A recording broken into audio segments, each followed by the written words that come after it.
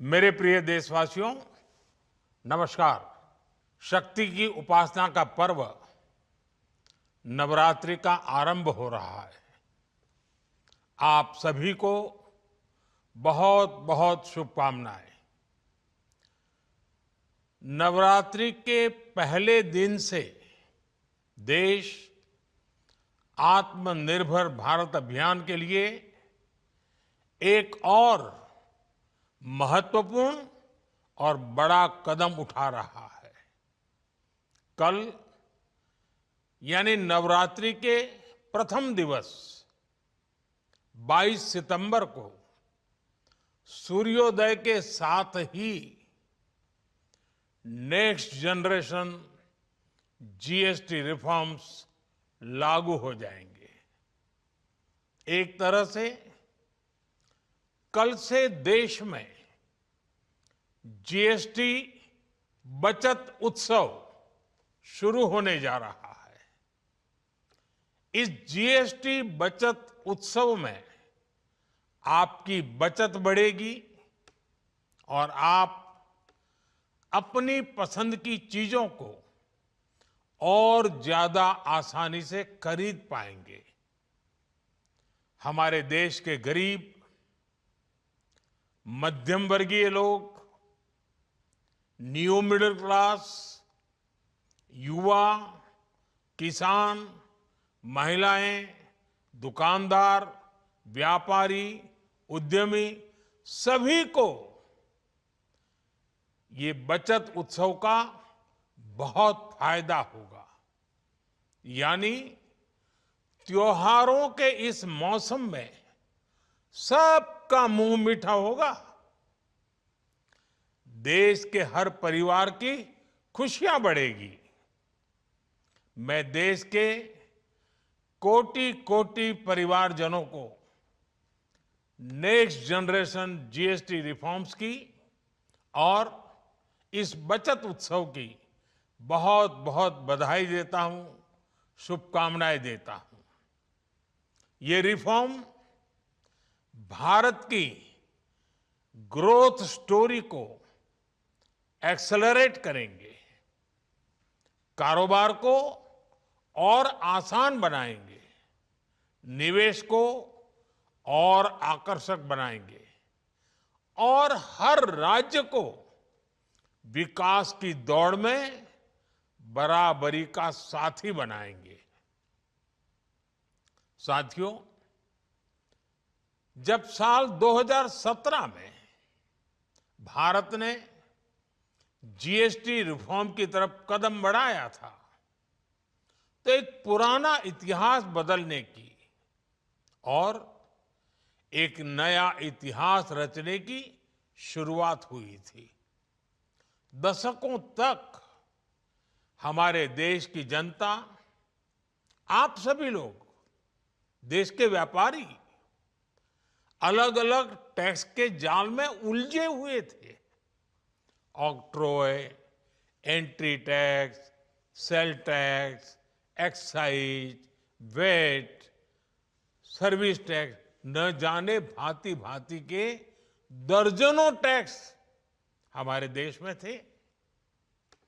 एक शहर से दूसरे शहर माल भेजना हो तो न जाने कितने चेकपोस्ट पार करने होते थे, कितने ही फॉर्म भरने पड़ते थे, कितनी सारी रुकावटें थी। हर जगह टैक्स के अलग अलग नियम थे। मुझे याद है जब 2014 में देश ने मुझे प्रधानमंत्री पद का दायित्व सौंपा था, तब उसी शुरुआत के दौर में एक विदेशी अखबार में एक दिलचस्प उदाहरण छपा था। उसमें एक कंपनी की मुश्किलों का जिक्र था। उस कंपनी ने कहा था कि अगर उसे बेंगलुरु से 570 किलोमीटर दूर हैदराबाद अपना सामान भेजना हो तो वो इतना कठिन था कि उन्होंने सोचा और उन्होंने कहा कि वो पसंद करती थी कंपनी कि पहले अपना सामान बेंगलुरु से यूरोप भेजें और फिर वही सामान यूरोप से हैदराबाद भेजें। साथियों, टैक्स और टोल के जंजाल की वजह से ये तब के हालात थे। और मैं आपको सिर्फ एक पुराना उदाहरण याद दिला रहा हूं। तब ऐसी लाखों कंपनियों को, लाखों करोड़ों देशवासियों को अलग अलग तरह के टैक्स के जाल की वजह से हर रोज परेशानी होती थी। सामान को एक शहर से दूसरे शहर पहुंचने के बीच जो खर्च बढ़ता था वो भी गरीब को उठाना पड़ता था। आप जैसे ग्राहकों से वसूला जाता था। साथियों, देश को इस स्थिति से निकालना बहुत जरूरी था। इसलिए जब आपने हमें 2014 में अवसर दिया तो हमने जनहित में, देशहित में जीएसटी को अपनी प्राथमिकता बनाया। हमने हर स्टेक होल्डर से चर्चा की। हमने हर राज्यों की हर शंका का निवारण किया, हर सवाल का समाधान खोजा। सभी राज्यों को, सबको साथ लेकर आजाद भारत का इतना बड़ा टैक्स रिफॉर्म संभव हो पाया। ये केंद्र और राज्यों के प्रयासों का नतीजा था कि देश दर्जनों टैक्सों के जाल से मुक्त हुआ और पूरे देश के लिए एक जैसी व्यवस्था बनी। वन नेशन वन टैक्स का सपना साकार हुआ। साथियों, रिफॉर्म एक अनवरत चलने वाली प्रक्रिया होती है। जब समय बदलता है, देश की जरूरत बदलती है, तो नेक्स्ट जनरेशन रिफॉर्म भी उतने ही आवश्यक होते हैं। इसलिए देश की वर्तमान जरूरतों और भविष्य के सपनों को देखते हुए जीएसटी के ये नए रिफॉर्म्स लागू हो रहे हैं।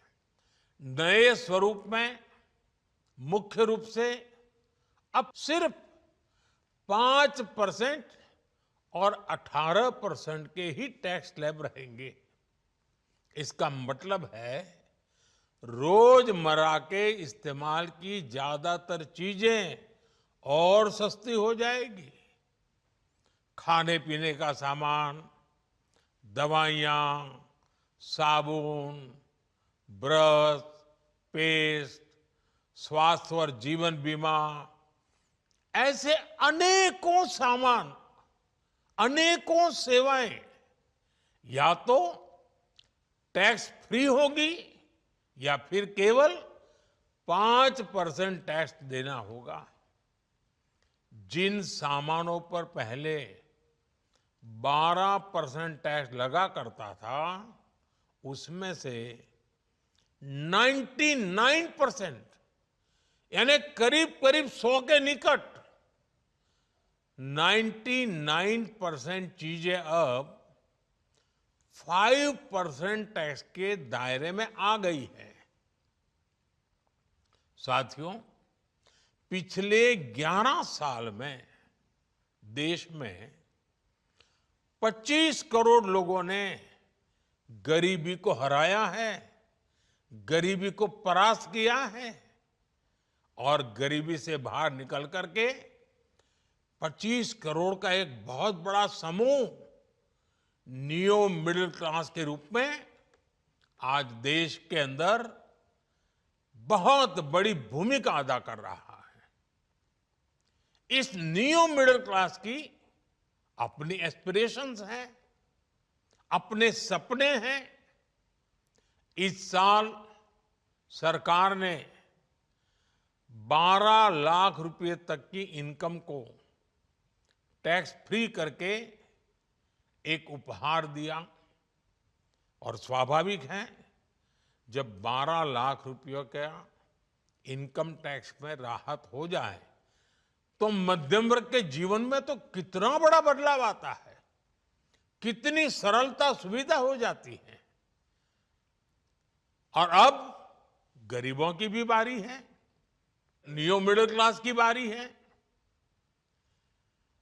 अब गरीब को, न्यू मिडिल क्लास को एक तरह से डबल बोनांजा मिल रहा है। जीएसटी कम होने से अब देश के नागरिकों के लिए अपने सपने पूरे करना और आसान होगा। घर बनाना, टीवी, फ्रिज खरीदने की बात हो, स्कूटर, बाइक, कार खरीदना हो, ये सब पर अब कम खर्च करना होगा। आपके लिए घूमना फिरना भी सस्ता हो जाएगा, क्योंकि ज्यादातर होटल्स के कमरों पर भी जीएसटी कम कर दिया गया है। वैसे साथियों, मुझे इस बात की खुशी है कि दुकानदार भाई बहन भी जीएसटी रिफॉर्म को लेकर बहुत उत्साह में हैं। वो बहुत जीएसटी में हुई कटौती को ग्राहकों तक पहुंचाने में जुटे हुए हैं। बहुत सारी जगहों पर पहले और अब के बोर्ड लगाए जा रहे हैं। साथियों, हम नागरिक देवो भवः के जिस मंत्र के साथ आगे बढ़ रहे हैं, नेक्स्ट जनरेशन जीएसटी रिफॉर्म में इसकी साफ झलक दिखाई देती है। अगर हम इनकम टैक्स में छूट और जीएसटी में छूट को जोड़ दें तो एक साल में जो निर्णय हुए हैं उससे देश के लोगों को 2.5 लाख करोड़ रुपए से ज्यादा की बचत होगी। और तभी तो मैं कह रहा हूं, ये बचत उत्सव है। साथियों, विकसित भारत के लक्ष्य तक पहुंचने के लिए हमें आत्मनिर्भरता के रास्ते पर चलना ही होगा। और भारत को आत्मनिर्भर बनाने का बहुत बड़ा दायित्व हमारे एमएसएमईज यानी हमारे लघु, मध्यम और कुटीर उद्योगों पर भी है, जो देश के लोगों की जरूरत कम है, जो हम देश में ही बना सकते हैं, वो हमें देश में ही बनाना चाहिए। साथियों, जीएसटी की दरें कम होने से नियम और प्रक्रियाएं और आसान बनने से हमारे एमएसएमईज, हमारे लघु उद्योगों को, कुटीर उद्योगों को बहुत फायदा होगा। उनकी बिक्री बढ़ेगी और टैक्स भी कम देना पड़ेगा, यानी उनको भी डबल फायदा होगा। इसलिए आज मेरी एमएसएमई से लघु उद्योग हो, सूक्ष्म उद्योग हो, कुटीर उद्योग हो, आप सबसे बहुत अपेक्षाएं हैं।